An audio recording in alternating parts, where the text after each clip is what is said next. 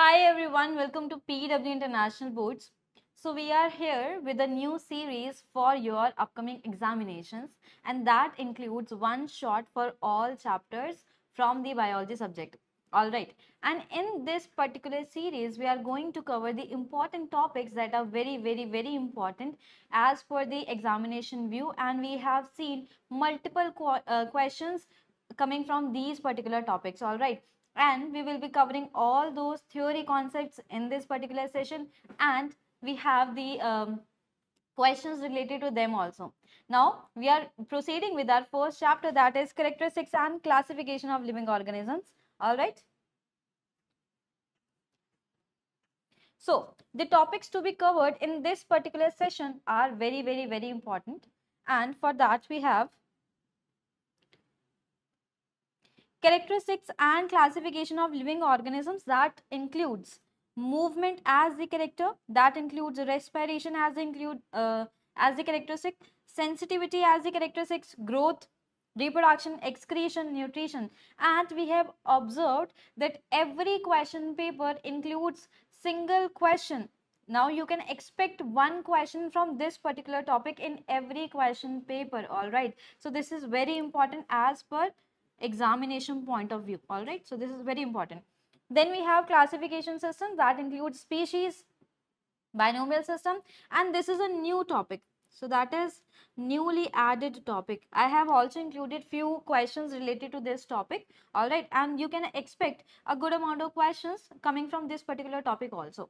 So next we have features of organisms, that is arthropoda vertebrates. We have other organisms as well, but as per the examination point of view, we will include arthropod and vertebrates prior to all those organisms. All right, and we will study them to very depth. All right, next we have now classification of all living organisms.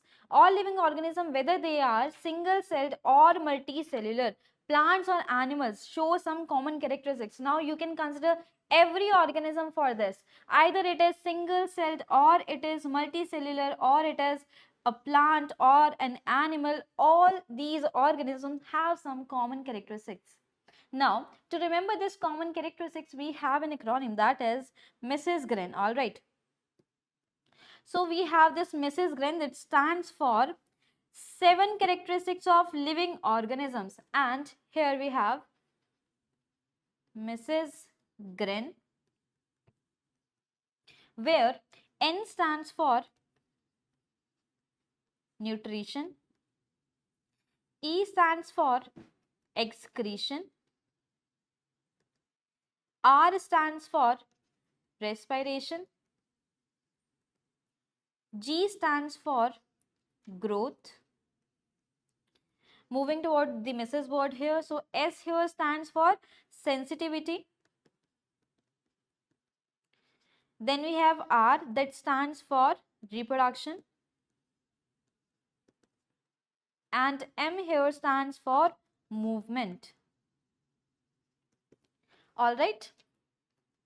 So what do we mean by movement? So basically an action by an organism or a part of an organism causing a change in the position or a place is termed as movement. So whether I'm moving my organs like arms like this, or I'm moving myself as a whole body toward this side or toward this side, so this is all movement. All right, most single celled organisms and animals move about as a whole. So single celled organisms are like made of one cell only, and how do they show movement? So they can move as a whole.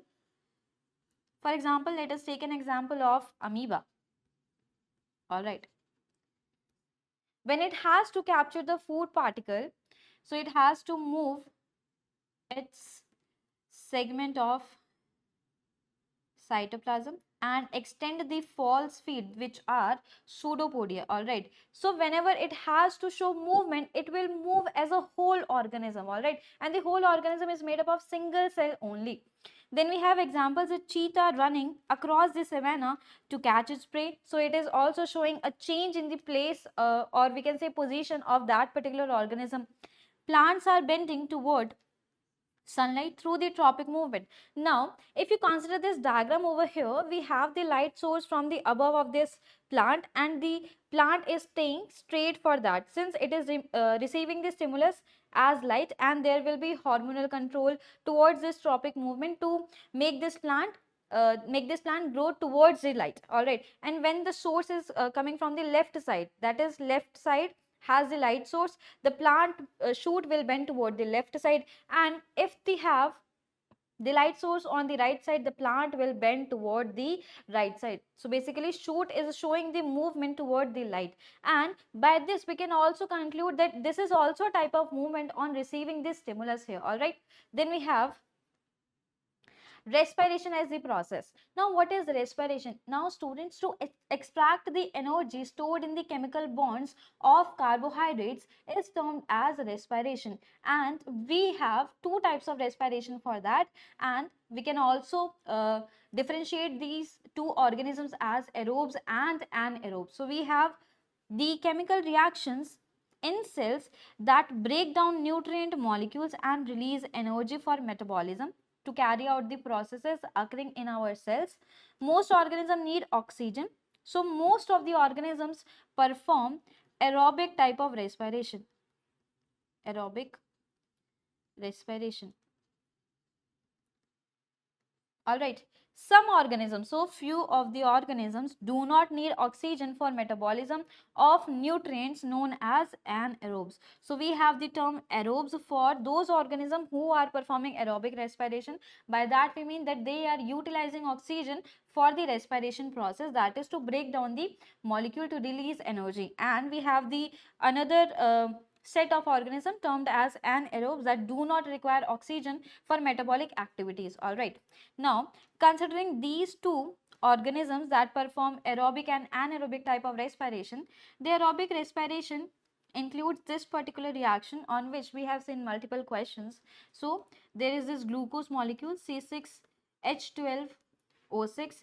In the presence of oxygen, it will give us the products like carbon dioxide and water, and there will be release of energy.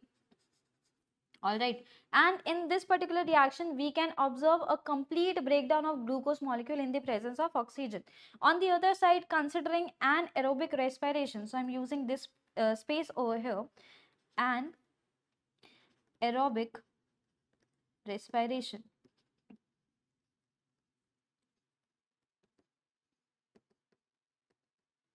We have two type of cells. First is yeast cells that perform this anaerobic type of respiration, and second is that we use whenever there is deficiency of oxygen to carry out the metabolic processes, whenever we are on high energy demand. So basically our muscle cells in human. All right. So both of these cells perform anaerobic type of respiration to release energy, but the amount of energy released in anaerobic type of respiration is much less as compared to aerobic type of respiration, considering energy released from one glucose molecule. All right. You can also consider the products of this particular reaction here. All right. So yeast cells break down the glucose molecule in the absence of oxygen to produce ethanol, that is an alcohol, C2H5OH, and releases carbon dioxide also. In the muscle cells, there is this glucose molecule that is acting as substrate and produces lactic acid. All right. And this is the chemical that is responsible for causing cramps, and that further causes the pain in the muscles of the organism. All right. Now moving toward the next slide here, we have the examples. The human inhale oxygen and exhale carbon dioxide during cellular respiration. So we are performing the respiration through the cells in which it requires oxygen. So I'm making this arrow for the inhalation of oxygen, and carbon dioxide is released, so there is exhalation of this particular gas. And we can also conclude from this particular slide that aerobic respiration is utilizing this oxygen here. So the oxygen that we are inhaling into our body is going for this particular aerobic respiration. And considering the carbon dioxide here, so this is released by the process of aerobic respiration in this reaction here. All right. Yeast cells ferment sugars into ethanol and carbon dioxide, and we have already studied about this. Moving toward the next. Okay, so there is another characteristic, sensitivity. So sensitivity is basically that type of characteristic in which the organism is having a sense to respond to a particular stimulus received by the body receptors. Either we can say there are receptors for the taste, there are receptors for the smell, there are receptors to hear the sound, there are receptors on the skin to detect the temperature change in the external environment. So ability to detect the change, or we can say ability to receive the stimuli and react accordingly, or you can say respond accordingly, is called as sensitivity. All right, we have the define here, ability to detect or sense stimuli in the internal or external environment, whether it is internally, whether it is externally, you are receiving the stimuli and you are accordingly responding to that. All right, then we have two examples here. So the dogs detect sense and respond by tracking or barking. So we have already, I do not think any of you has missed out this type of situation in which the dog suddenly barks at them and they follows them to some path, or whenever there is a stray dog, you are roaming around your house, they are following you throughout the path. So they have this ability to detect the scent and respond by tracking or barking. All right, then we have another example. This is Venus flytrap that is closing its leaves in response to touch when an insect land on them. So it is basically receiving the stimulus in the form of touch and responding by showing the closing of leaves. So the closing of leaves here is the response shown by the Venus flytrap. All right, then we have growth. So growth is the another very important characteristics, and by growth we mean that the growth must be irreversible in nature. All right, so you can ask, ma'am, how is this relatable to the living organisms only, and why it is not related to non-living things? All right, so let me take you through an example. So let me make this mountain over here. Let us understand. So there is deposition of snow over this mountain. All right, and by the deposition of snow it has increased in size, but after the sunlight um, has been instant on this particular mountain, the snow will melt and the mountain will be in its original size, original form. All right, and this kind of growth is not termed as the growth we are considering for living organisms. So this is growing in size, but this change is not irreversible. And by the growth in living organism, we mean that there must be irreversible change of we can say the increase in cell number, or we can say size, or we can say both. So by growth we mean that there must be permanent increase, or you can also say the irreversible increase, irreversible increase in size in dry mass by an increase in cell number or size, or both.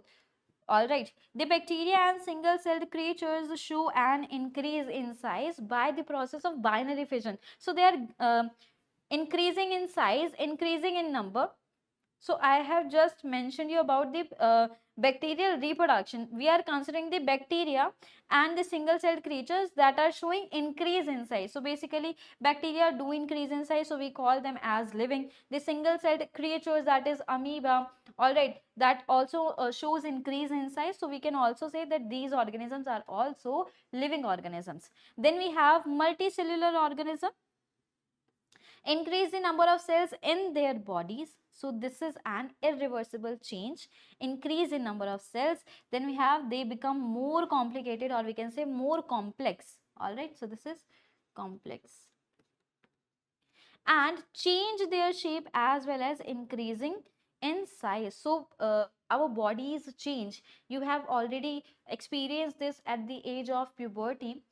So your body starts to change. The female body is having certain changes throughout their span of puberty, and the male body is also experiencing the changes. So these changes are irreversible, and these changes have come into consideration by the increase in number of the cells, increase in size of the body. So this is kind of growth we are referring to when we are talking about the particularly living organisms. There can also be growth observed in the plant bodies as well. All right, and here I am taking an example of a plantlet here. So this one is a small plantlet here. It is having certain leaves here. All right. After certain period of time, let's say after few years, the plant will grow in size by the multiplication of cells. All right. Okay. So here we have this one. So I'm talking about this particular region. It has branches, and we have the leaves as this. So this particular plant has grown in size, has increased in cell number, and this is also depicting growth over here. This is growing. All right, we have one example here, a baby elephant showing or we can say growing into adulthood. So it is also growing and becoming an adult. So this kind of growth is irreversible. This kind of change is irreversible, increasing in both size and mass. Trees grow taller and wider as they add new layer of cells. All right, so this is the type of examples when we consider the growth as a factor of living organism characteristic. Next is reproduction. So the another feature is reproduction, and by reproduction we mean that the organism is able to produce its progeny that is of its own kind, and it can use sexual reproduction, it can use asexual reproduction to carry out the reproduction process, that is to produce the progeny. And by asexual reproduction, I mean that there will be involvement of single parent for the production of progeny, and by sexual reproduction, it is referring to the involvement of two parents for the production of progenies. Let us go through the statements one by one here. All right, processes that produce more of the same kind of an organism. So this is reproduction. It is a process that makes more of the same kind of organism. We have already understood this one also.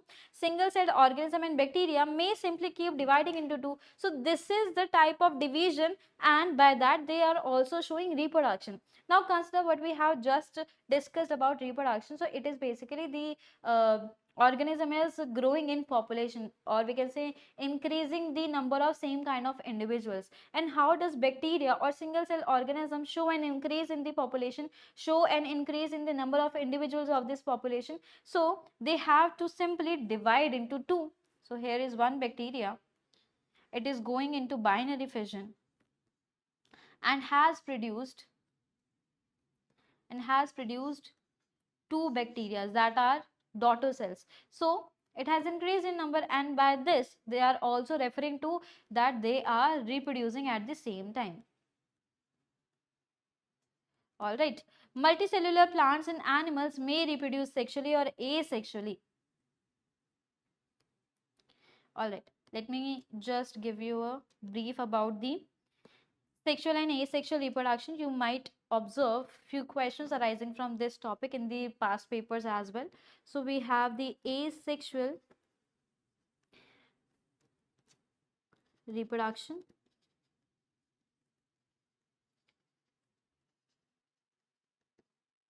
then we have this sexual reproduction,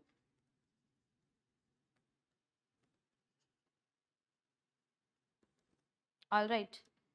So talking about their features, involves one parent for progeny production, involves two parents for progeny production. All right, progenies or offsprings are genetically similar to their parent, genetically similar, or you can also say that they are identical to their parents.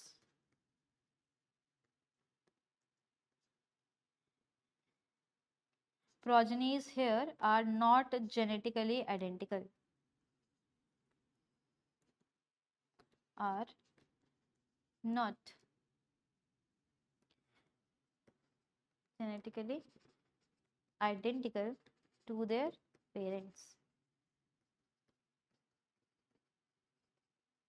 All right.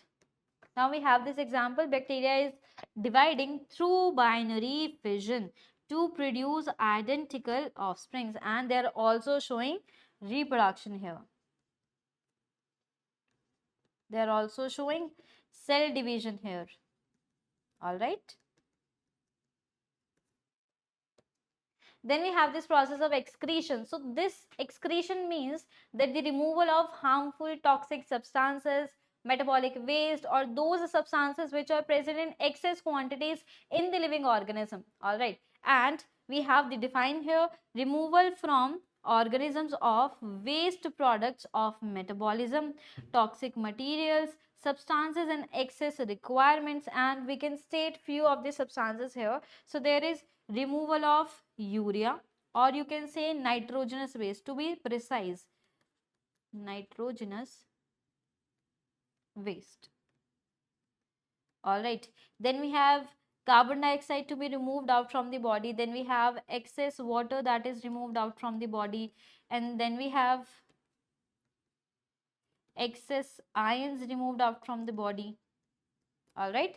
So we have some examples here. So humans are excreting urea and excess salt through urine. So we have this diagrammatic representation in which 95% of that is water. So we have removed the excess water here, and it has urea also. All right. So this is the urine formation. And proceeding to next, plants shedding leaves and releasing excess water through transpiration. So transpiration is a process in which the water is lost from the plant's leaf surface by a process following diffusion. All right. And plants are shedding leaves, they are showing a type of excretion. All right. And releasing excess water through the transpiration. So they are performing the excretion process through these kind of characters, or we can say these kind of shedding leaves and releasing excess water through the transpiration. All right. Then we have, so this is nutrition here. We have nutrition. So that is basically we are providing our body with nutrients to perform our body functions. All right. And we have three modes of nutrition that include autotrophic, then we have heterotrophic, then we have saprotrophic. All right. So autotrophic is a type of nutrition in which the organism is making its nutrient or food by themselves, and we have plants for that. So plant photosynthesize and produce their own nutrient through raw materials, which are carbon dioxide, water, in the presence of sunlight by the green pigment. So they have produced the carbohydrate. Now we have come toward the second type of nutrition, that is heterotrophic nutrition. By that we mean that the organism will indirectly acquire these kind of nutrients which are made by the plants and perform the body functions. So there will be humans in this, there will be animals in this. This includes herbivores, either directly consuming the plants or consuming those organisms which are receiving their energy by eating the plants. All right. Then we have saprotrophs. So we include fungi in this.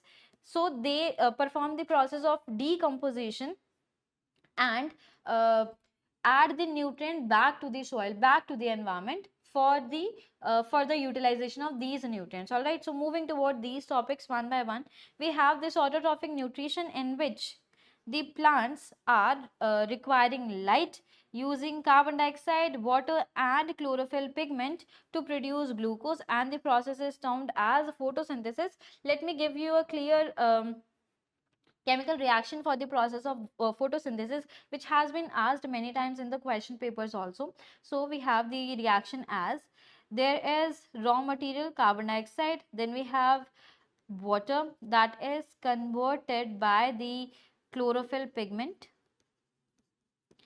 in the presence of sunlight, all right, into C6H12O6, and there is also evolution of oxygen molecules. So this is the process of photosynthesis, and they have made their own nutrient, own food, all right. So we have the food here, that is this carbohydrate.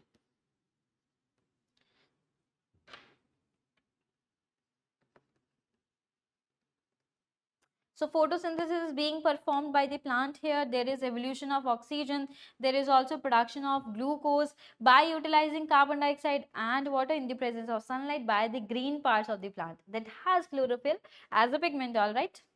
Then we have the heterotrophic type of nutrition, in which, so the cow has been cut here. Actually, there might be some technical error due to which this image has been cropped here basically, and I'm so sorry for that. So heterotrophic nutrition is that animal depend directly or indirectly on autotroph for nutrition. So basically the cow was eating grass or some sort of plant in this particular picture, so you can ignore that. You have already seen many times. Heterotrophic nutrition is a type of nutrition where animals depend directly or indirectly on autotrophs for nutrition. So we have already discussed about this, that either the animals are directly consuming the plant. So we we were referring to herbivorous nature of the organism. So here we had the cow that was eating the plant, and then on the other side we have this carnivore in the form of tiger here that is feeding on deer, all right. So that is showing indirect type of nutrition. Examples: land consume prey for protein, fat and other essential nutrients. Moving towards the next slide. So we have the example here that is showing saprotrophic type of nutrition. Bacteria and fungi decompose organic matter to release nutrients back into the soil. So this is the saprotrophic nutrition, all right. Moving to next characteristic, that is, we have few features other than these 7 characteristics, that are that an organism which is living must have cellular organization present. And by the cellular organization we mean that there must be a cell membrane in the cells, a cytoplasm in the cells, genetic material in the cells, ribosome for protein synthesis in the cells, and enzymes for respiration. Although we have hardly seen any questions coming from this particular segment here in the previous papers, so you can just go through these points and you can remember them, that a cell must have these cell structures for considering that they are living, all right. Then we have few questions related to these particular topics which we have just finished, and we are going through the questions one by one. So you can attempt the questions along with me. By the time I am moving toward the next question, you must answer the particular question right answer, and you can recall that concept easily. Some processes carried out by living organisms are listed. So we have egestion, excretion, reproduction, respiration. So some of you might have already checked the right answer here, because first, egestion is not the characteristic feature here of living organisms. So 2, 3 and 4, that is option C is the right answer. Then we have question number 2 that says, which processes are characteristics of all living organisms, all right. You can have a variety of questions, but the concept remains the same, that is, you have to use Mrs. Green for all the questions, all right, and you can just tick out and move to the next question. Which processes are characteristics of all living organisms? So digestion is not a characteristic, respiration is, and excretion is. 2 and 3, we have C as the right answer. What are characteristics of all living organism? Again, breathing is not, egestion is not, digestion is not, reproduction, respiration, sensitivity as the right answer. Some processes carried out by living organism are listed. Again, marking egestion as the incorrect characteristic. Reproduction is the right one, excretion is the right one, respiration is the right one. So 2, 3 and 4. Which processes are carried out by living organisms? So we have already taken the right answer here. Which processes are characteristics of all living organisms? Digestion is not, respiration is that, excretion is that. We have 2 and 3. Option C is the right answer. What are characteristics of all living organisms? We have just attempted this one. So what are characteristics of all living organism? Egestion is not, egestion is not. So photosynthesis is also not. C is the right answer. Living animals release carbon dioxide. So that is basically, it is showing excretion characteristic. All right. This is an example of which life process? Option A is the right answer. What are excretion, sensitivity, reproduction characteristics of? So they include all animals, all plants, all right, all living organisms basically.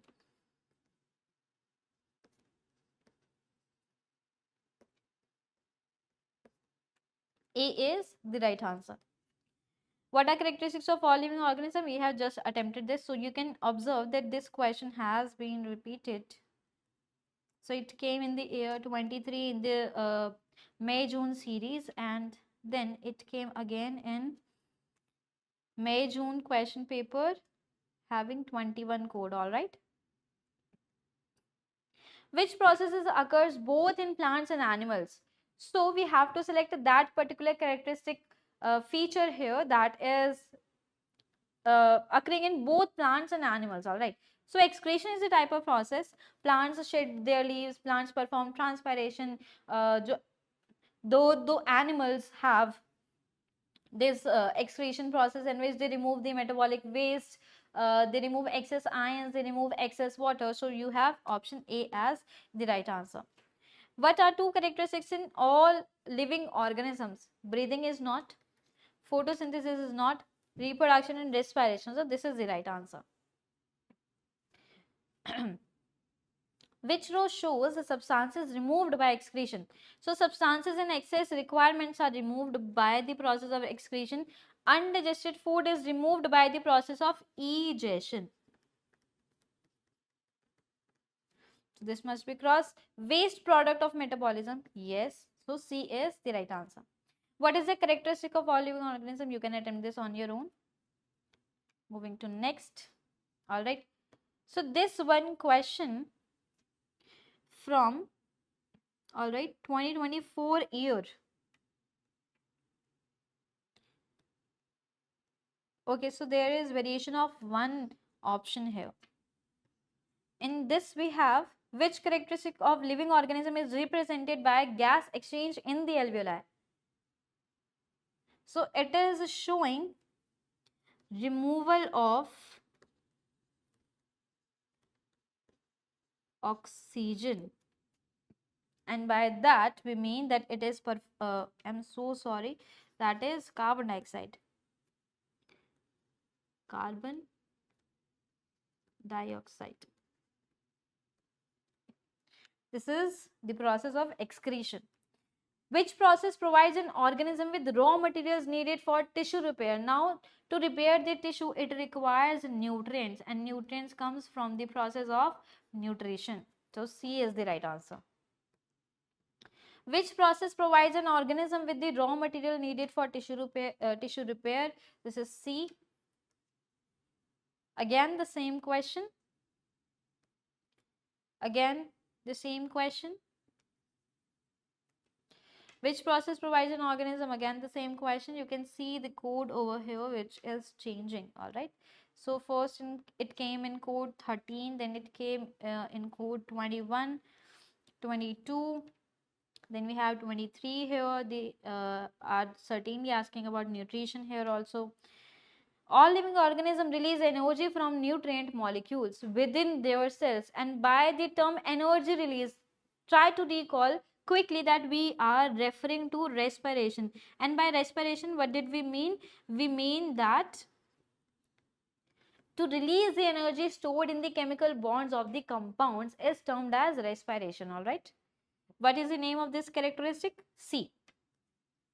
All living organisms release energy from nutrient molecule within their cell. So energy release is there. Respiration is the process.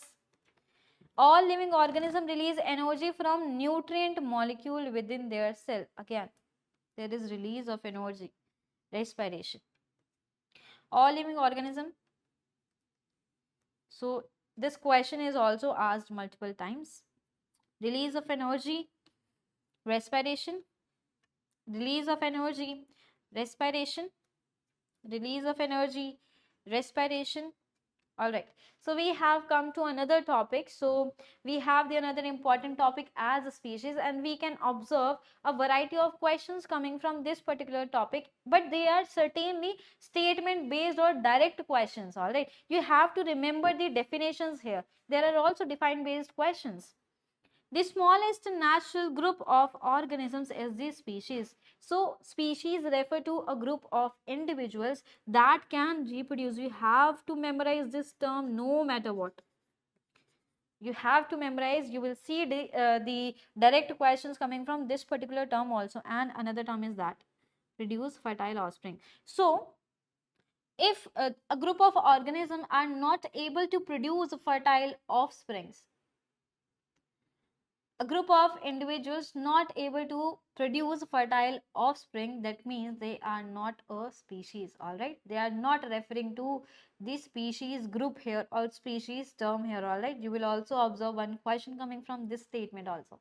All right, members of a species resemble each other very closely in appearance. So two individuals taken from one species have the most common characteristics between them, and they resemble each other very closely. They are very similar in appearance.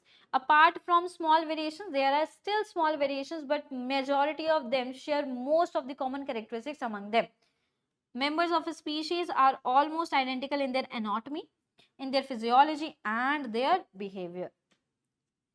So we have this example here. So the cats belonging to the same species. So considering two cats belonging to same species have more characteristics in common, but there are wide variations in different breeds. And by that we mean that considering cat from different species, we can observe they share wide variations among them, and least common characteristics among them when talking about different species of cat. And when we say that we are considering same species, we are considering the individuals from one single species, then they share the most common characteristics in between them. So we have this representation here. So some of you might have these cats as pets at their home. So that's a lovely picture. All right, moving to next, then we have genus. So closely related species are grouped into a genus, and genus is a singular term and plural is the genera. So don't get confused when we are talking about genus or when we are talking about the genera. Closely related species. So we club the closely related species into a group, and that group is termed as genus. For example, stoats, weasels, polecats are grouped into the genus Mustela. So this is the genus. All right. We have two examples here. On the left side, there is representation of dog-like mammals, and on the right side, we have horse-like mammals. So the dogs is sharing a common genus, that is Canis. So we have these three dogs here: Canis familiaris, then we have Canis lupus, then we have Canis mesomelas. So these are all belonging to same genus, but are representing different species. And we can also observe whether the organism, by looking at their name, whether the organism is having same species, same genus, or different species, different genus. We can consider this in the topic that is after this, that is binomial nomenclature, or we can say binomial system. So we have these species, and on the right side we have horse-like mammals. That genus is Equus. All right, and we have two species for that: Equus caballus for horse and Equus burchali for zebra. Moving to next here, we have binomial system. So this is a system which is used to name organisms scientifically, so that one particular organism is recognized by that particular name, that is scientific name, all over the world, and there is a clear communication when we are talking about these organisms. And we have certain rules to name a particular organism, we will learn in this slide. All right, so the binomial system is an internationally agreed system in which the scientific name of an organism is made up of two parts showing the genus and the species. And to name any organism scientifically, we use two parts, we use two terms, or you can say we use two names to write one single name. That is, the first part is the genus, the second part is the species. So binomial means two names. As the term suggests, there will be inclusion of two names in that. The first name gives the genus and the second name gives the species. All right. A genus has several species. So we have just understood by this particular example. We have considered three species over here. There might be many more species considering one single genus. All right. So this statement is also proven here. The name of the genus and species form a scientific name. So to name any organism scientifically, we use two words, that is genus and species, and include both in particular naming. The rules of binomial system. Now, how can we write any scientific name? All right. So binomial nomenclature is a two-word Latin system. So that is the words are having Latin origin for naming creatures. The genus name must start in capital letters. So this must be taken into consideration whenever you are writing the scientific name. The species name must start in small letters. All right. And you can also take an example here. Let us take an example of mango. So the common name is mango. We have the scientific name that is named through considering binomial system, and we have Mangifera indica. Whenever they are handwritten, they are written in italics. Whenever they are typed on a device, they are written in italics, and whenever they are handwritten, they are written and underlined separately, considering the first letter of the genus to be capital. So this must be capital letter here. Then you have this I, that must be in small letter. All right. So the Mangifera here indicates, let me choose another pen. Mangifera here represents the genus and indica here represents the species. So you will observe many questions coming from this particular slide only. All right. Then the rules of binomial system has some examples, so we can predict that whether this particular name is scientifically written or not. Example is first Panthera tigris, that is the scientific name for the term, or we can say for the organism tiger. The tiger is commonly known, and the Panthera tigris is the scientific name for tiger.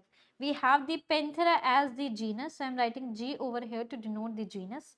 We have the tigris, that is representing species. All right. Then we have Panthera pardus. So we have considered this one image. Then we are talking about Panthera pardus, that is leopard. Panthera is the genus and pardus is the species. All right. Then we have Panthera leo. Panthera here is the genus and leo is the species for lion. All right. They are not as calm as they are depicting in this particular pictures. All right. Importance of binomial system. So why do we use binomial system? To standardize the naming of living organisms. So we have certain rules to name any organism, and we have the particular criteria which will be followed by everyone, that is internationally. It ensures that each organism is uniquely identified worldwide for better understanding and communication. All right, we have just discussed this. Unlike common names, scientific names are universal and unambiguous means of identification. So these are universal and these are accepted all over the world. It enables global communication. as each scientific name is distinct and universally recognized. So no two species have the same scientific name. Now you can question how. So two different species will have two different species name, but they can either have a same genus, they can also have different genus also, but they can never have a same species term considering different species organisms. All right, I hope you understood this one. All right, they offer insights into taxonomic classification and evolutionary connections. So we are basically using this scientific naming, and that also tells us about their taxonomic classification, in which we are referring to kingdom, we are referring to phylum, division in case of plants, then we have class, order, and the classification goes on. So the scientific name represents the taxonomic classification as well. So that's the point here. Evolutionary connections can be built. So basically we are having the same genus but different species, so there must be some evolutionary connection between all of these species from single genus. All right, enhancing our understanding of biodiversity, and we can understand how diverse the living organisms are. So this is a newly added topic which was present earlier, but they had removed it and now they have added this one. So this is kind of very important if you consider the upcoming examination, since this is a newly added topic here. All right.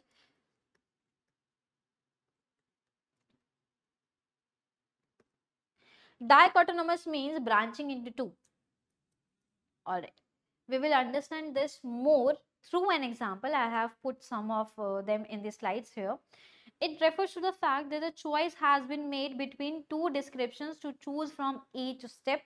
Each key is made up of pair of contrasting features, and to understand this, we have this kind of branching system here, and we can understand it in very clear manner. So considering the pointers here, it starts with quite general characteristics and moves on to more specific ones. So we have the common characteristics or general characteristics at the top, and then when we are branching them into two, there has a specific terms in which either we can go to the right branch or we can go to the left branch. By following the key and making suitable choices, it is possible to identify the organism correctly, and we can perform this identification here only. The functions of keys are to identify the unfamiliar organism, so we can have a clear distinction between particular organism that has few common characteristics, but at the same point they also share different they have different characteristics also. Simplify the process of identification, as it consists of a series of statements with two choices. Each step will lead users to correct identification of the organism. Now we have the function of keys here. So we have the living organisms or living things here. So basically we are considering the living organisms. So we have put a general characteristic at the top here. All right. Then we have whether the organism is single celled or multi-celled. So we are branching that organism into two. So whether they have the unicellular or they do not have the unicellular. All right. So if the organism is unicellular, you will mark yes, and you will proceed with the right side of this branching. All right. So if the organism is not unicellular, that means if it is multicellular organism, you will go with the left side of this branching. All right. Then if the organism is having or we can say if the organism is unicellular, that you are going to tick yes, then you are proceeding forward. If it is a eukaryote or not, and then you have further branching to that. If it is a eukaryote, you will term it as a protoctista, and if it is not a eukaryote, that it must be a prokaryote, that is Monera.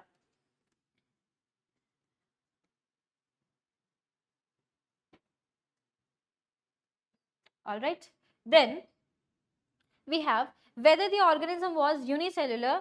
If the organism was not a unicellular, then we have three lists of organism: fungi, plantae, and animalia, and we can find through certain characters whether they belong to kingdom fungi, kingdom plantae, kingdom animalia. All right. So if they are not unicellular, they whether they are heterotrophic. So if they are not heterotrophic, they will be plantae. That means they are autotrophic. and whether they are heterotrophic, they are either, sorry, referring to fungi or animalia. So is it made of hyphae? So this is the one feature that differentiates fungi and animalia. So presence of fungi is there in fungi, presence of hyphae, sorry, that is present in fungi, and the hyphae are absent in animalia. All right. So no for animalia, yes for fungi. I hope you understood this one. All right. Then we have the topic from extended part, and this topic has a few questions coming in the past examinations also. So we have this classification and evolutionary relationship topic.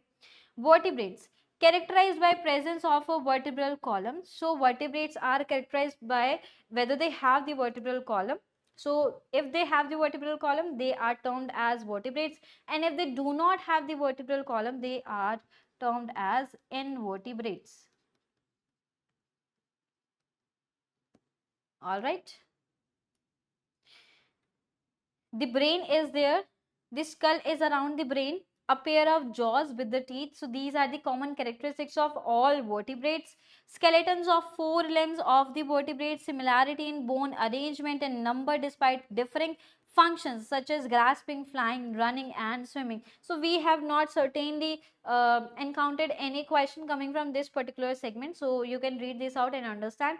Moving to next here, changes occurred gradually over time to adapt to specific functions. So we have certain list of vertebrates which have different type of organs, but they share common ancestry and they have gradually evolved and have become better than their before versions to survive in the changing environments. All right. There is use of DNA sequencing in classification. We have observed like quite a few questions from this particular topic. Since this is a very short topic, we can include this in one shot here. DNA has changed how we classify living organisms. Inside most organisms are chromosomes. Chromosomes are made of genes. So first statement is clear that chromosomes are made of genes. So this can make a statement based question here. Then we have genes are made up of chemicals called DNA, which are deoxyribonucleic acid. All right. So genes are basically responsible for coding the proteins. All right. So we have this second feature, and then we have DNA is made up of sequence of bases that codes for amino acids and hence proteins. All right. So these three features should be kept in mind whether you are preparing for this particular upcoming examination or from the examination point of view. You are certainly you should remember these pointers here. All right, whenever we are talking about the DNA sequencing and classification. So every living organism has a specific number of chromosome and a unique DNA sequence. So everyone has a unique DNA sequence, everyone has a specific number of chromosomes. Considering the human beings, we have 46 number of chromosomes, that is 23 pair of chromosomes. So we are considering one single species here. You can consider another species that might have another set of chromosomes in them. All right. So here is question number 1 here. This is from the topic dichotomous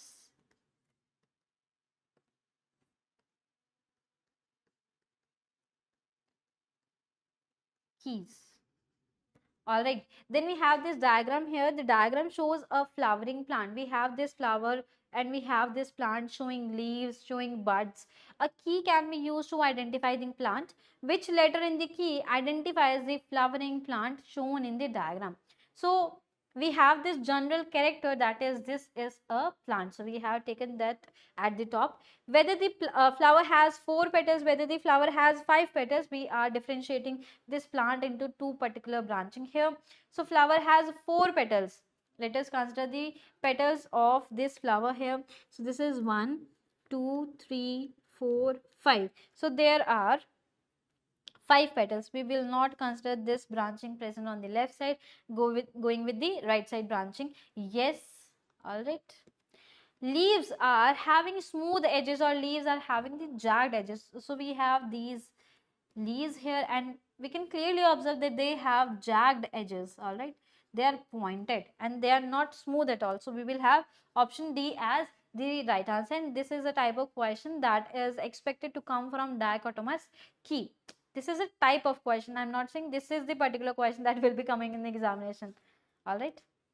Then we have question number 2, that is showing a drawing of a ground squirrel. Which feature identifies this animal as a mammal? So this must be included in the upcoming topic, but let me tell you the particular answer here, since we will have a few more questions before moving toward the next topic. So this is a squirrel, and to identify this squirrel we have the presence of fur. So fur are present in mammals to identify them, and we have the squirrel that has fur. So C is the right answer. Then moving to next question here, the diagram shows Homo sapiens. Now this is a particular question that has come from the topic species, that has come from the topic genus, that has come from the topic binomial system. All right, binomial system. So the diagram shows how Homo sapiens or modern people could have evolved from earlier ancestors, and we have this Homo sapiens from they are evolved from Homo heidelbergensis, then they are evolved from Homo erectus, and they were evolved from Homo habilis. Now moving to what the question is saying here, which statement about modern people around and their ancestors is correct? So they are talking about the species, they are talking about the genus. All right. Now, so considering the words here, they are scientific words here. So separately underlining them. All right. Since they are not written in italics here. Moving to next here, that we have the Homo as the genus. This Homo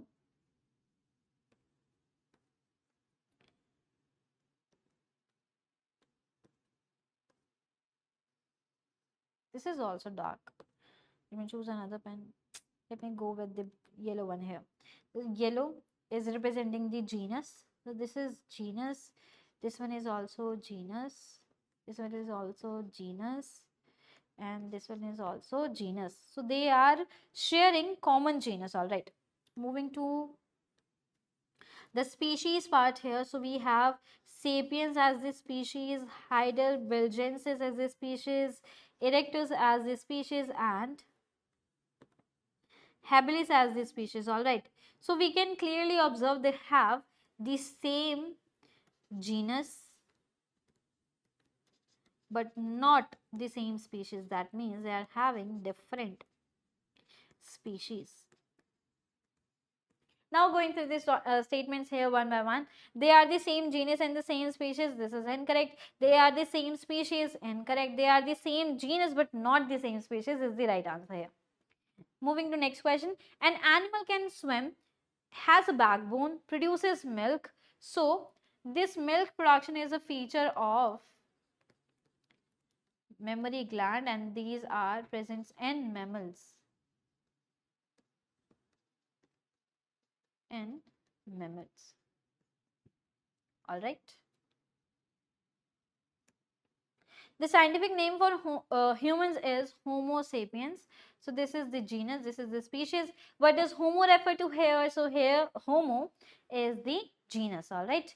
Then we have using the binomial system. So Arctic fox is called the Vulpes lagopus. Now by Vulpes lagopus we mean that this is the genus and this is the species. So which row is correct here? Vulpes is the genus and lagopus is the species. Moving to next question here, we have using the binomial system, the name of the lion is Panthera leo. So we have Panthera as the genus, Leo as the species. Which statement is correct? Lion belongs to kingdom Panthera, belongs to genus Panthera. This is the correct statement. All right. Then we have scientific name for the golden eagle is Aquila chrysatus. So we have this as the genus and this here represents the species. What is the genus of the golden eagle? This is Aquila. I hope you are enjoying this session, all right, and understanding each and every question here. Some statements about species are given. Members of a species all look identical.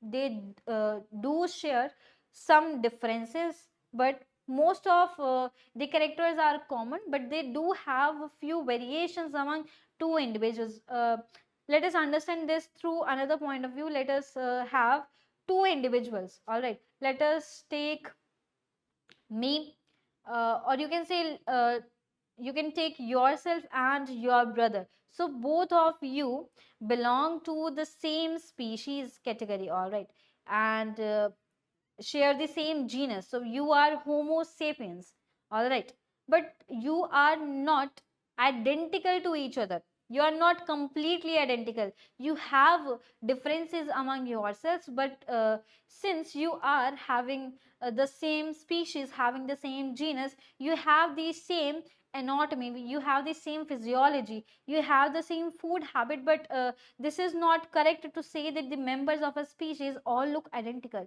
They are different, and you can also say that all the members of a particular species have most of the characteristics in common, but they do not look identical to each other. All right, I hope you understood this one. So this is incorrect. Members of a species belong to same genus. Yes, if the species is same, then they must belong to same genus. This is correct. Members of a species can produce a fertile offspring. This is correct. I told you that this is the particular term that you must refer while learning about this species term. So species are named using international system. Yes, 2, 3 and 4 are correct here. Which two parts are included in the scientific name of an organism? You can clearly tick this B option, genus and species. Now we have another topic, all right. Now, considering the features of organisms here. All living organisms share common features such as cytoplasm, cell membranes, DNA as their genetic material. So all of the living organisms will have cell membrane, that is the primary membrane or primary boundary to a cell. All right. So it also has a cytoplasm, it also has DNA. So DNA as the genetic material is shared commonly between the organisms. And a kingdom is a classification category for living organisms. So we are classifying all the living organisms into certain kingdoms. Whether we are talking about the plantae, whether we are talking about the animalia, fungi, monera, then we have protista for that. So these are all kingdoms. Ribosomes are responsible for protein synthesis, and you can also call the ribosomes are the protein factory of the cells, present in all living organisms, whether they are eukaryotic, whether they are prokaryotic, all of them contain the ribosome cell organelle. Then we have these ribosomes are found in the cytoplasm. Yes, either they are freely or attached to membranes known as rough endoplasmic reticulum. So considering this statement, the ribosomes are found freely in the cytoplasm when we talk about the prokaryotic type of cell, and we have this rough endoplasmic reticulum. So this is a feature of a eukaryotic cell. Eukaryotic cell. So this cell structure is found in eukaryotic cells. We have the all right. So features in which plant versus animals are there, and you can observe direct questions coming from this table only. All right. So we have chlorophyll. So chlorophyll is a type of pigment that help the plant to perform photosynthesis. All right. So it is present in plants and not in animals. So this is absent, and they have present facilitates photosynthesis. Whether the plants are mobile, they are not mobile. They do not change their place. They do change their position. Their like you can consider the shoots, you can consider the leaves, you can consider that the plant is exposed to light. We have already discussed this type of example in the starting of this session. So light is coming from this direction, so shoot will move toward this particular side. So there is movement, a part of the body is moved.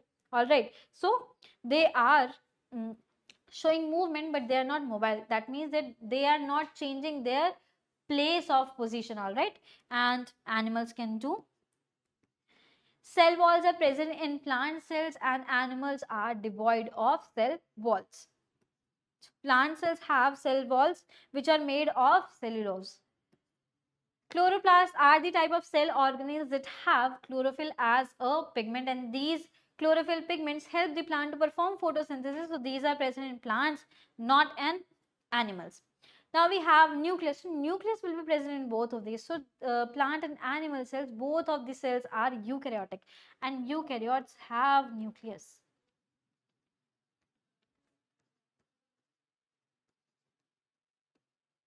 Prokaryotes have poorly developed nuclear region that is known as nucleoid. All right. Whether talking about the nutrition, so we have already discussed that plant perform the autotrophic type of nutrition and the animals perform the heterotrophic type of nutrition. All right. This is here obtain nutrients through photosynthesis, ingest solid food and digest it internally. So examples are ferns, flowering plants, and we have vertebrates and we have arthropods. Features of plant versus animal. So this slide is very important. Now let me tell you why it is important. We have seen many questions coming from, all right, so whether they have vacuole or not, whether the plant still have cell wall, central vacuole is there, chloroplast is there. All right, I hope the image is clear to you all. Ribosomes is seen in both of these cells. Endoplasmic reticulum is seen in both of these cells. Plasma membrane is there. Golgi apparatus is there. Mitochondria, nucleus. So these are the common features. We can say cell structures that will be present in both plant cell and animal cell. And the plant cell, in addition to these cell structures, have cell wall, central vacuole, and chloroplast. All right. And on the other side, animal have small to no vacuole. Centrioles and centrosomes are there, and flagella is also there. All right. So we have the animal kingdom, and classification of the animals is including this phylum Arthropoda, which is very important as per the examination point of view. And we have insects in that. We have crustacean, then we have arachnids, we have myriapods. So we will discuss about these in detail here. So arthropods are those organisms that have jointed limbs. All right, jointed limbs. All right, these are the joints. Limbs allow for movement. External skeleton, this is a very important question, and you will observe few questions coming from this statement only. We have the external skeleton, that is the cuticle. It is hard, firm exoskeleton. It protects their bodies. Segmentation is also seen. The body is segmented into head, into thorax, into abdomen.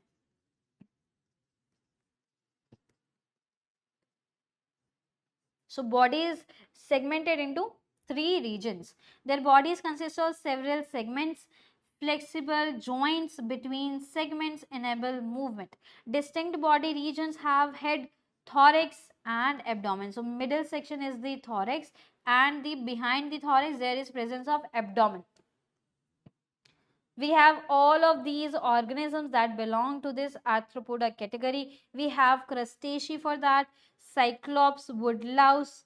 Then we have insects in them. Then we have arachnids in them. All right.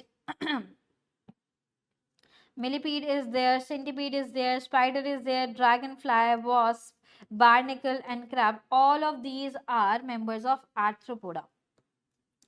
So arthropoda is divided into 4 classes. So 4 classes are crustacea. This is the first class, insects, arachnid and myriapod. So we have a type of question including these all 4 classes, in which you are asked to identify whether the particular organism is insect, whether the particular organism is crustacean or arachnid or myriapod. So this is the type of question you can observe from this particular topic. Then we have the marine crustaceans examples that include crabs, that include prawns. We have lobsters, shrimps and barnacles. So we have the diagrammatic representation here. The crustacea include freshwater crustaceans also, which include water fleas, cyclops, freshwater shrimp, that is Gimaris. This is a scientific name that should be written in italics when handwritten. All right. And Waterlouse salis. This is also like this. Woodlice are land dwelling crustaceans. So these are the crustaceans. Key features of crustacean. Now, since you have seen many of these pictures here, you can say that they have clear features, that is they have the exoskeleton, that is rigid external structure and jointed limbs. So we have the jointed limbs here. This is one segment, second, third. This is the jointed limb. All right. Two pairs of antennae. This statement is very important. You will observe question coming from this particular statement. This statement is very, very, very correct and very important. Then we have compound eyes with multiple lenses and light sensitive cells. So they have compound eyes. This statement is also important. Then we have modified limbs on the head segments, antennae or specialized mouth parts. So we have the modified limbs that are present as antennae, and you can observe specialized mouth part as well. Now you can observe this particular crustacean. Here we have the first antenna here, then we have the claw, we have the second antenna. So there is representation of compound eye here. This segment is the thorax here. Let me choose another pen. All right, this is the thorax segment here. This is the segmented abdomen here. All right, and we have this head region that has antennae, claw attached to it. We have the walking legs here. The external features of a crustacean, that is a lobster. We have another class, that is insecta. They are the largest class among all the categories, all the classes of arthropods. We have wasp, butterflies, mosquitoes, houseflies, earwigs, green flies, beetles. Examples, ladybugs included in this particular class here. Insecta characteristics are, so we have direct statement based questions here. These segmented bodies with a firm exoskeleton is an important define, or we can say characteristic here. Three pairs of jointed legs, this is very important here. The crustaceans had two pair of jointed legs. All right, compound eyes is there. Crustaceans has also had compound eyes, usually two pair of wings here, no limbs on abdominal segments. All of these characteristics are very common and very important also.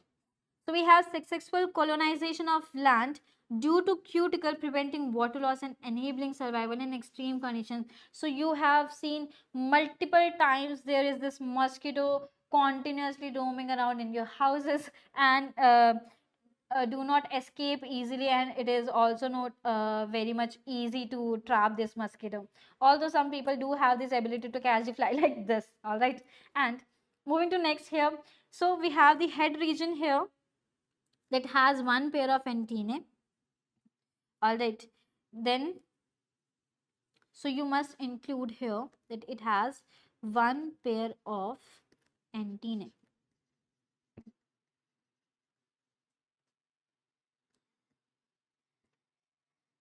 Then we have compound eyes, wings are there, these are wings. Three pair of legs, that means that they have six legs. All right, abdomen is there, that is segmented, so you can see these segments. All right, external features of an insect, that is green bottle. Flies, midges and mosquitoes have only one pair of wings. So we have not generally seen any question coming from this particular statement. There is another class, that is arachnid. We have spiders and then scorpions and then mites and ticks. So all of these organisms are referring as arachnids. All right, so we have this scorpion here, then we have these spiders here, we have these ticks, mites, etc. So we have some common characteristics and we have to remember that at any cost. All right, body is divided into cephalothorax, combined head and thorax, and this is very important feature of these features. Then we have four pair of limbs on cephalothorax. This is four pair of limbs, that means eight limbs. Two pair of pedipalps, reproduction and prey capture. So one question has came in the theory paper from this particular segment to write down the function of pedipalp and to identify the pedipalp structure in a particular organism structure that was present in the question paper. Several pair of simple eyes are there. All right, includes, then we have another class, myriapods, includes millipedes and centipedes. So these are the we have here the centipede and we have the millipede here.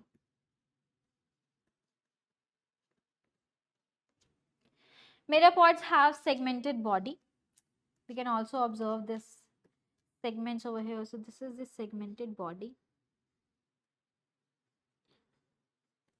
You can also observe these segments in this region.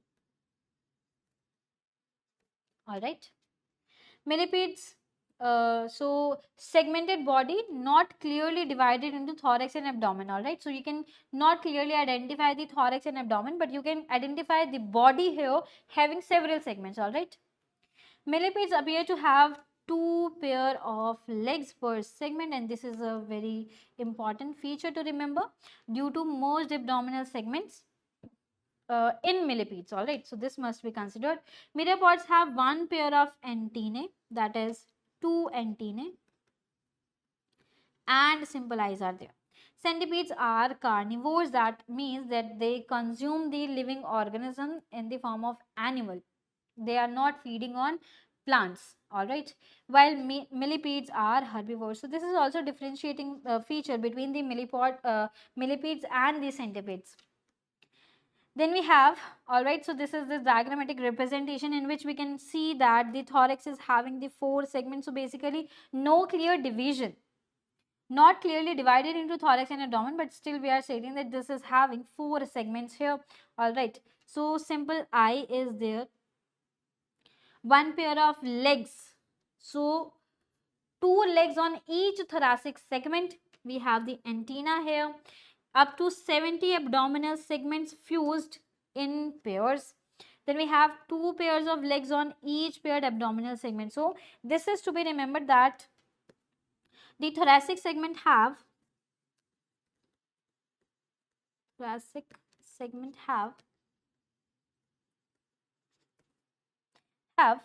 two legs,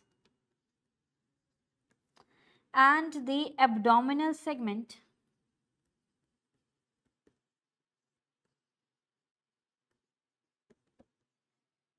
two pair means four legs.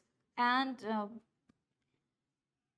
to be precise, we have not encountered any questions coming from this particular slide, but you can expect questions. So this is a differentiating feature. All right, you can remember them. Thoracic segment have two legs, abdominal segment have the four legs here. All right, so we have this tabular form in which you can refer for the differences. We have insects, dragonfly, wasp, arachnid, spider, mite, crustacea, crab, woodlouse, myriapod, centipede, millipede. So three pair of legs are there, and this table is very important, students. This is very important as per examination view, and I will mark here the important features that are certainly having questions included in the previous year papers. All right, so we have a question from this particular character. Three pair of legs means six legs. Four pair of legs means eight legs.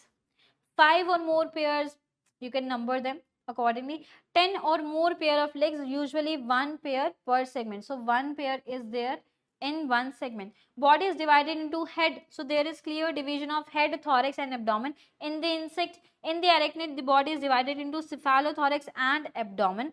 Then on the crustacea, we have cephalothorax, head and thorax, which is combined, and we have abdomen also. The myriapods, the body is not obviously divided into thorax and abdomen. We can clearly see that there were the segmentation in the body. One pair of antennae is there, that means two antennae are there, no antennae in the arachnid, and you can mark this feature important. We have one pair of antennae, that means two antennae. In insects, we have two pairs of antennae, that means four antennae. In crustacea, we have one pair of antennae. In myriapod, that means two antennae. One pair of compound eyes, so compound eyes are there. We have the simple eyes here. All right, this need to be remembered. Then we have one pair of compound eyes in this. We have simple eyes here. Usually have two pair of wings, pair of pedipalps. So this is important feature here, that is adapted for biting and poisoning the prey. So okay, I'll take this into consideration here. Exoskeleton exoskeleton often forms a hard covering over most of the body. So exoskeleton is there, all right. Okay. Then we are considering the vertebrate category here, that is, it includes fish, birds, reptiles, amphibia, and it has mammals, in which we have insectivores, carnivores, rodents, and primates. We are certainly talking about the particular important topics, and we will study about the birds here. We will study about the reptiles a bit, and we will talk about mammals, and we will certainly talk about few features of fishes here. So vertebrata is a class, is a phylum of group that has is a phylum that has general characteristics. So vertebral column should be there whenever we are referring to vertebrates, and jaws and teeth are also there, have a pair of jaws. These jaws contain rows of teeth, all right. Then we have this particular vertebral column, and the vertebral column consists of vertebrae connected end to end. So you can see there is end to end connection between two vertebral columns. All right. Then we have classification. The vertebrates are further classified into 5 classes. We have fishes, amphibia, reptiles, birds, and mammals. So considering reproductions in birds, that are also called as aves, internal fertilization is there. That means the male and female gamete fertilizes inside a body. The female lays the hard shelled eggs, incubates eggs in a nest for warmth and safety. So basically we have observed 3 to 4 questions coming from an image of a bird that has beak and body covered with feathers. So this is very important slide here. The mammals have, so we are including those particular pointers here which are very important as per the examination point of view, all right. We are not considering all of the features here, we are just focusing on the main point here. Vertebrates with hair, so these organisms which have hair are termed as mammals. Along with that, they have a placenta by which the nutrient are exchanged between the growing fetus and the mother body. Young feed on milk from mammary glands. So there are mammary glands for the milk production, and there is milk production in mammals. Heart has 4 chambers. So we have 2 atrium here and 2 ventricles.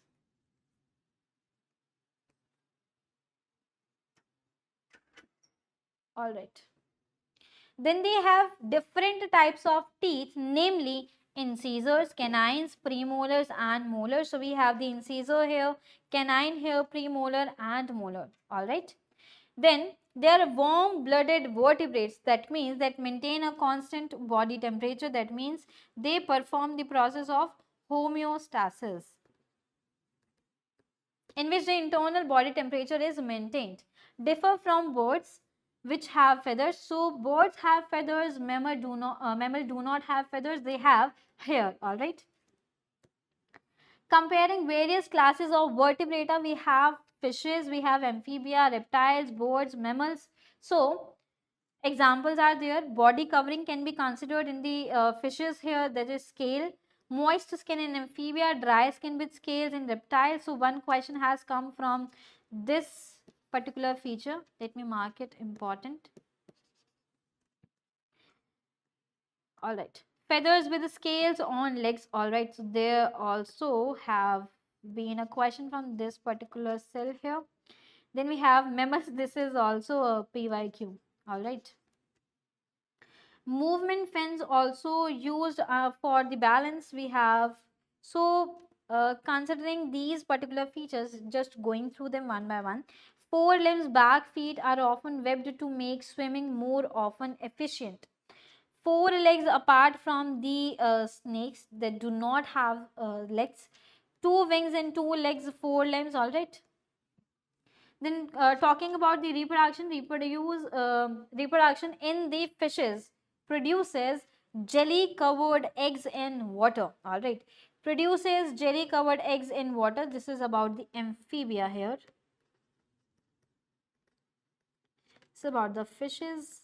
Then we have the reptiles, birds, and mammals. Reptiles, birds,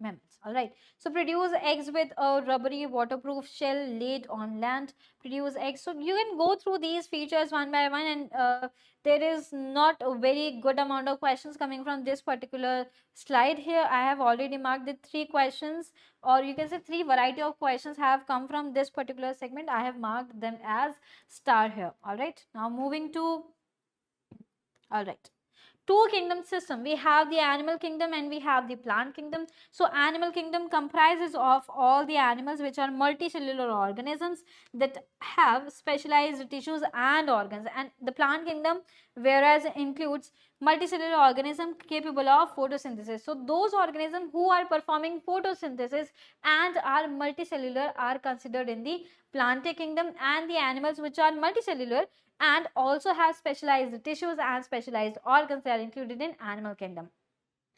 So plant are basically staying in place to perform the photosynthesis, whereas the animals are walking, they are showing the mobility in search of a prey, in search of shelter, in search of food. All right, so they move.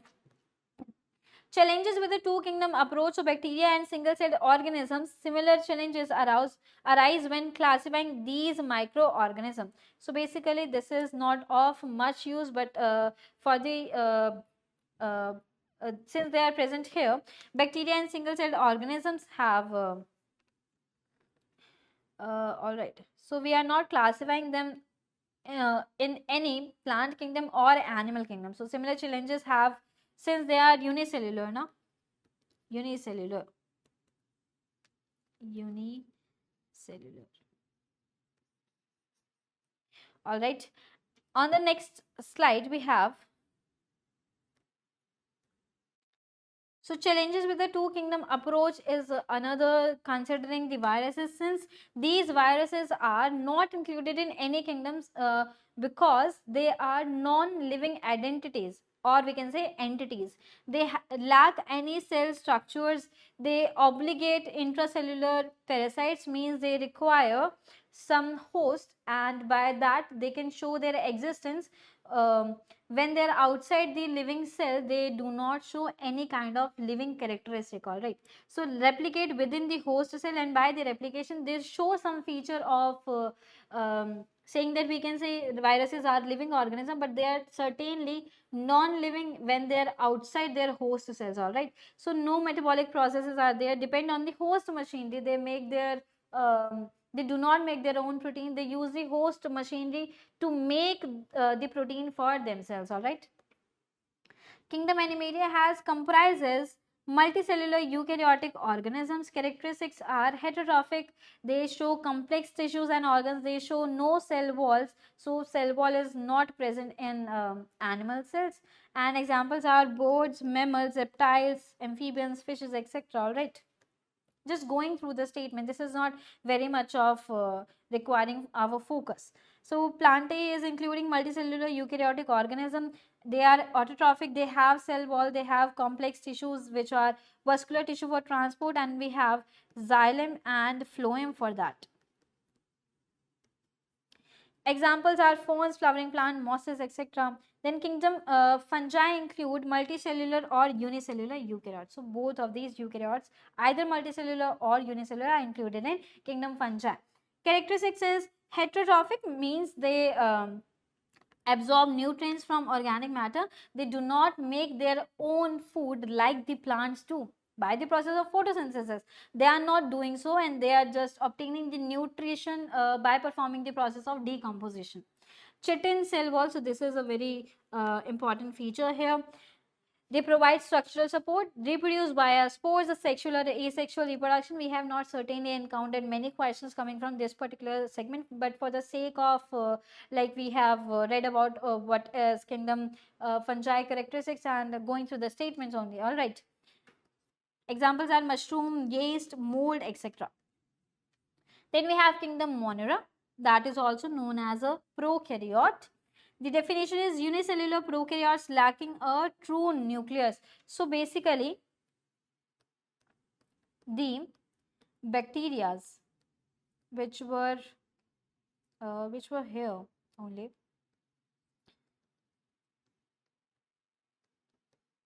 All right, I might have. All right. So two kingdom classification did not place bacteria and single celled organisms in any of the two kingdoms. And then we have another kingdom, that is the kingdom Monera for that. So here we have.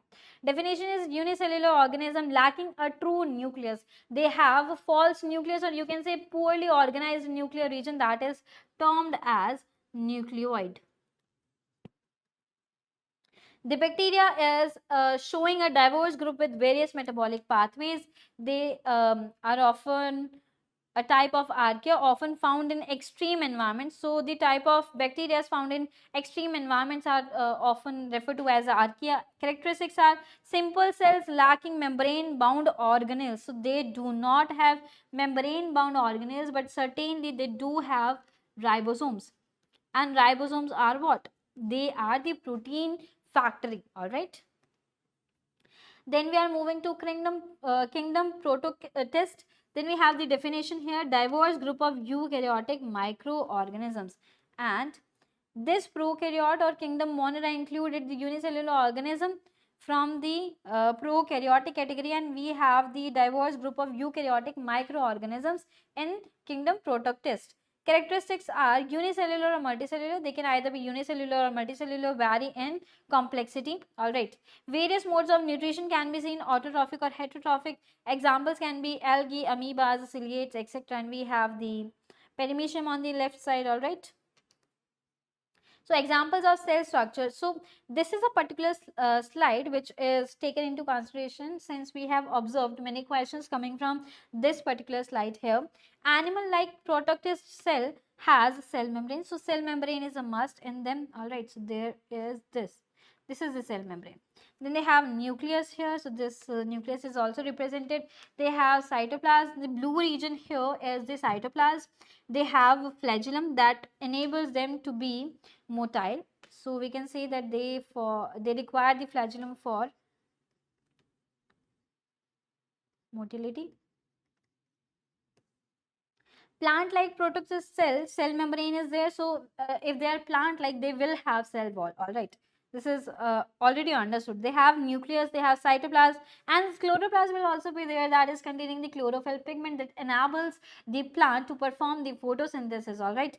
Then we have the example here for that, that is Chlamydomonas. It has a cell wall. So one question has also come from this particular segment, that was depicting this Chlamydomonas diagram, in which cell has structured which were labeled. So they were nucleus, there were chloroplast in them, and the question was asking whether or you can select the type of processes which is performed by the Chlamydomonas organism.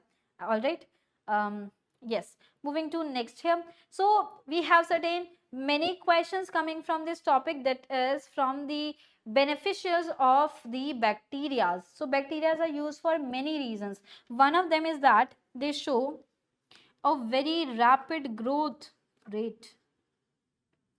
They have the ability to make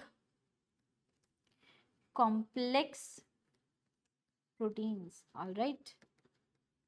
So they are used in biotechnology, production of insulin for diabetes treatment, and you can observe the direct statement based questions from this particular slide, and you have to remember that these pointers here are very important as per examination point of view. All right.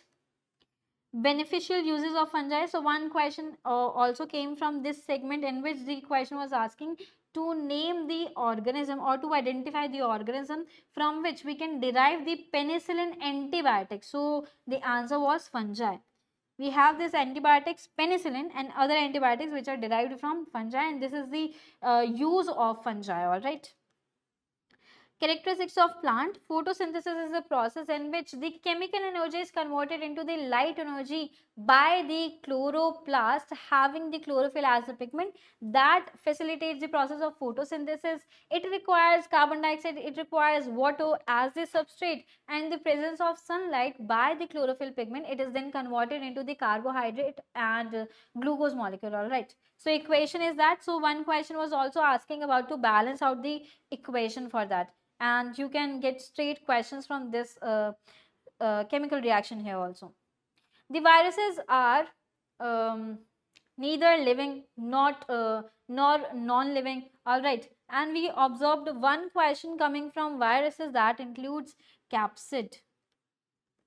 So capsid is the protein coat that was made from several small units of capsomere. So one question was there from this particular term. So central core is that region that has RNA or DNA. So it can either have RNA, it can either have DNA. And one question have also been came in the previous papers from this segment. Then we have protein coat. This surrounds the central core. All right. Then we have lack of cellular components. So it do not have any cellular component. That is, there is no nucleus, there is no cytoplasm, there is no cell organelles or cell membrane. Some viruses have an external membrane outside the protein coat. All right.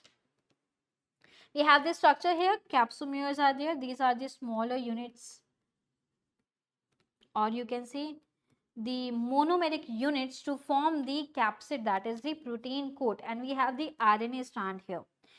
So this is the virus. So we have come to the questionnaire for the particular topic which we have just discussed, and question number 1 here says which feature would place organism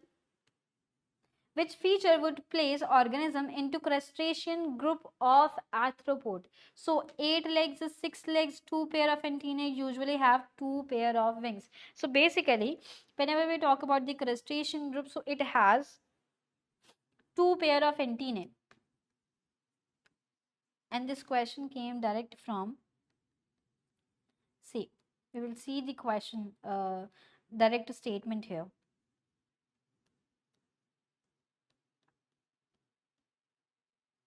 All right. So I was just telling you that this is the important cell here. This is cell means I'm into this particular segment. 2 pair of antennae are there. So 116 was this slide.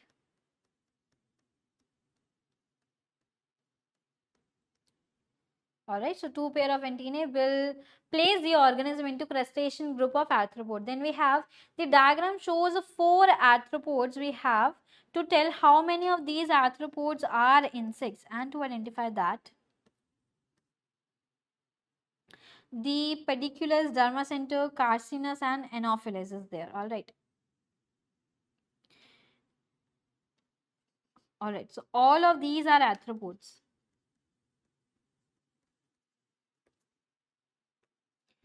This is an insect here. This is also an insect here. Dermacentor is the arachnid. And we have the carcinid, that is crustacean. So we have 2 insects here. One is this, one is this. So how many arthropods are insects here? So B, that is 2 here. Moving to next here. The diagram shows an arthropod which features are characteristics of all arthropods. So jointed legs are there and segmented body. Yes, these are there. So segmented body, we can observe head, thorax, abdomen, and first is providing us with the right answer. Next here we have, how many jointed legs does an insect have? So it have 3 pair of jointed legs. Alright, so this was one from crustacean group. 3 pairs are there. Then we have question number 6 that says, what is the characteristics of both insect and arachnid? We have 8 legs, exoskeleton, only 3 pair of legs, and then wings. So they share the common characteristic, that is the presence of exoskeleton. Alright, so B here is the right answer. Next we have an animal can swim. So the animal is able to swim. It also has backbone. It also produces milk. So milk is a feature that is giving us the idea that the organism is a mammal. All right. Which group does this animal belong to? So we have the answer C, mammal as the right answer. Next question we say is saying which row is correct for arthropod classification. So we have arthropod group in the column 1 here, arachnid, crustacean, insects and myriapods, and we have antenna present, number of body parts and number of legs. And on observation we can clearly see, since we have already solved many questions coming from the particular topic insect, so we can clearly observe the number of body parts in the insects is 3 and the number of legs in insects is 6, that is 2 pair of legs. All right, so we have C as the right answer. Next question says the diagram shows 4 different types of arthropods. Which organism is labeled with its correct arthropod group? Now we have first organism, that is crustacean. All right. Second is labeled as insect. No, it is not an insect. It is an arachnid. Then we have, all right, so this is not an myriapod. This is an insect. Last is saying arachnid. This is also not an arachnid. It is a myriapod. All right. Now question was asking which organism is labeled with its correct arthropod group. So we have crustacean. So there is this representation of lobster. All right, and this belongs to crustacean category. Option A provides us with the right answer. Next question is which feature would place organism into crustacean group of arthropod? So crustacean have 2 pair of antennae and this would place the organism into the crustacean group of arthropods. The table shows some features of different animals. Which animal is a reptile? So the reptile do not have wings. All right, it do not have wings. It also do not have hair. It has scales. All right, so we will say that option A is providing us with the right answer here. Question number 12 says an animal has 4 legs, hair and tail. So this is a characteristic of mammal. All right, we are referring to the mammals here. Which group of vertebrate does it belong to? It belongs to mammals. All right. Next question is question number 13 that says an animal has 4 legs, hair and tail, and we have the C, mammals as the right answer. Now the question has been repeated in the 11 code here, 12 code here, 13 code here. This is C is the right answer. Then we have question number 15 that says the diagram shows an organism. Which type of arthropod is this organism? So you have to identify which type of arthropod is being represented through this diagram. So it is mentioning about myriapod. All right, we have A option as the right answer. Next is question number 16 that says the diagram shows an arthropod that lives on land and we have this diagrammatic representation.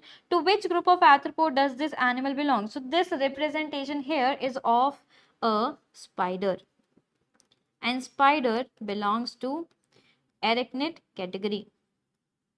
All right, we have option A, that is the right answer. Question number 17 says the diagram shows a dichotomous key for arthropod. So we have the dichotomous key here. All right, and it says that the organism shown is an arthropod called an isopod. So this organism is an isopod here. It says which group does the isopod belong, and we have to identify it according to the dichotomous key present here. So has the animal got wings? It do not have wings here, so no will be right here. We will eliminate the left side here. Has the animal got only 4 pair of legs? No, we can say, all right, many pair here, more than 4, so this is no here. Has the animal got 2 pair of antennae? Yes, it got 2 pair of antennae. 1, 2, 3, 4. That is 4 antennae in number, and this particular organism belong to crustacean group. So we have option B that provides us with the right answer. I hope you understood this one. So this is a question that has come from the dichotomous key type of topic. All right. Question number 18 says, which level of organism is shown by the heart of a mammal?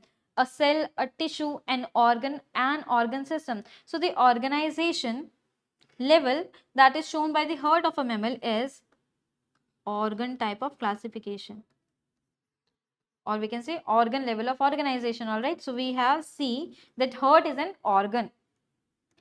Question number 19 says the diagram shows a cross section through two guard cells of a leaf. All right, which labeled structures would also be found in an animal cell? So we have to identify the structures which are found in an animal cell as well as in the plant cell, that is showing the guard cells of a leaf here. All right, here we have the diagrammatic representation of guard cells. So we have to select those structures which would be also found in an animal cell. All right, so here we have W, that represents nucleus. All right, this is the nucleus here.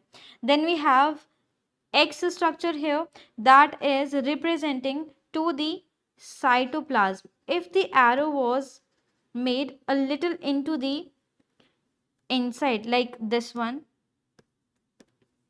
if the arrow was like this one, so it could have clearly mentioned that this is correctly labeling toward the cytoplasm. Since it is showing to the outside of the cytoplasm, so the arrow is ending over this region, we will mark that this is a cytoplasmic region of this guard cell here. X here represent cytoplasm, Y here represent chloroplast. So it is the type of cell organelle that has chlorophyll in it and which will be allowing the plant to perform the photosynthesis process. All right, then we have Z region. So this is a part of cell wall basically, and not clearly mentioning about the cell wall. So it is a region of the cell wall. It will not be found in animal cell, and chloroplast will also not be found in an animal cell. So we have nucleus, we have the cytoplasm, that will be found in an animal cell, and that's why we have our answer as A, that is W and X. So nucleus is the region and cytoplasm is the region. Next we have, so the same question has come into code 12 here, code 13 here, code 21 here, and all right, code 22 here. So you have to memorize and actually you have to remember the correct labeling of a guard cell, since the question has come multiple times. Now coming toward the question number 24 here, the root hair cells are found on plant roots. So root hair cells are available, or we can say these are found on the plant roots. Which feature is present in a root hair cell but not in a sperm cell? So we are basically comparing a plant cell with an animal cell. All right, so sperm cell is an animal cell, that is the male gamete. We have cell membrane that will be present in both of these. All right, so this is incorrect. Then we have cell wall. So cell wall is the characteristic feature of plant cell and not found in an animal cell. So this would be found in root hair cell and not in a sperm cell. Chloroplast will not be found in the root hair cell as well as in the sperm cell. Basically chloroplast is allowing the plant to perform the process of photosynthesis, so it will not be found in both of these. Then we have cytoplasm. Cytoplasm is the region that will be present in both of these. All right, so we get clearly B option, that is a cell wall, as the right answer. Next question is question number 25, which says which features are possessed by all plant cells? Basically, let me just tell you about the plant cell considering cell wall and chloroplast.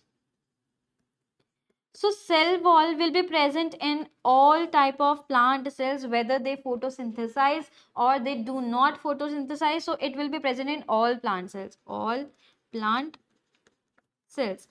And talking about the chloroplast cell organelle, it will be present in those parts of the plant, those plant cells that help the plant to perform photosynthesis. All right, so chloroplast will be present in green parts only and not in all plant cells. So we have this chloroplast in green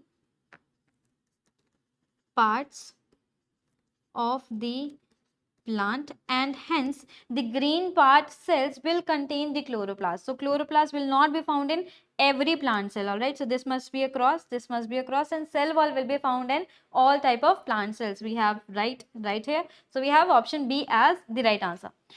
Now question number 26 is again the same type of question that has come in 22 code.